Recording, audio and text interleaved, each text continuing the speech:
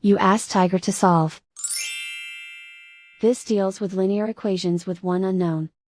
The final result is x equals 13. Let's solve it step by step.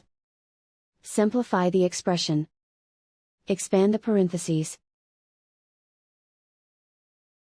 Simplify the arithmetic.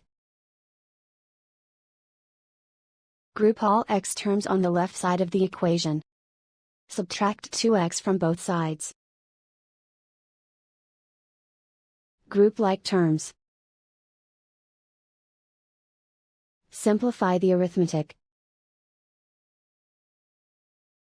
Group like terms. Simplify the arithmetic. Group all constants on the right side of the equation. Add 30 to both sides. Simplify the arithmetic.